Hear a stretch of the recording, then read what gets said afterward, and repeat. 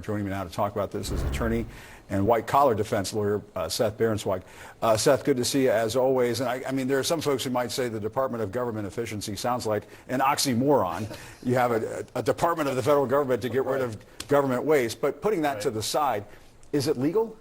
Well, the answer is probably yes, and I think, as we'll discuss, this entity called DOGE is probably a bit of a hybrid. Among all the activity that happened here in Washington yesterday, there were 3 cases that burst into the D.C. courthouse federal doors, claiming that DOGE is violating a federal statute requiring advisory committees to turn square corners if they're going to be advising the president on certain aspects relating to public policy in practice.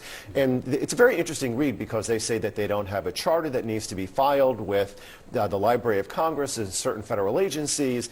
They're not operating in transparency, so forth and so on. Here's the only problem. It burst so quickly in the courthouse doors that it was instituted before DOGE was even authorized to form via an executive order.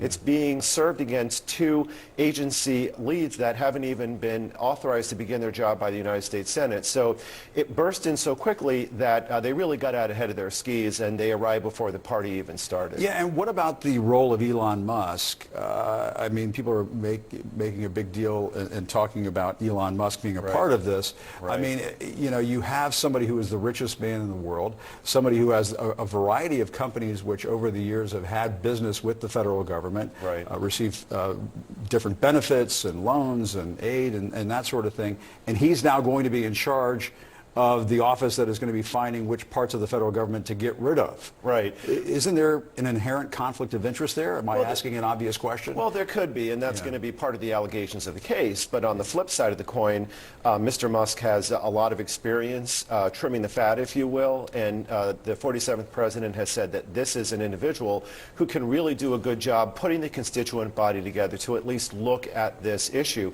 It burst in so quickly that it really raises the question, why are we even here? Why did it even happen? And I think it's principally 2 reasons. The first is that these folks are trying to throw sand into the wheels to try to slow down the machine of change. This is going to be the biggest change proposed to the federal government in over half a century.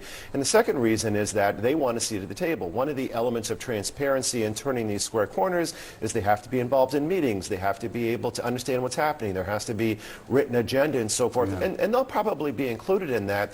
But it's very interesting to see that some of the parties include unions that don't want to have these bureaucrats chopped and have some of these jobs go to, for example, federal government contractors that might be able to get the job done more efficiently. So this is going to be one of the biggest changes in over half a century, and now we have these 3 cases that will probably end up getting consolidated and combined as the cases move forward in federal court. A lot of lawyers are going to be busy, a lot of judges are going to be busy, the courts will be busy unpacking all of this. There you go. Seth Berenzweig, thank you very much. We appreciate it.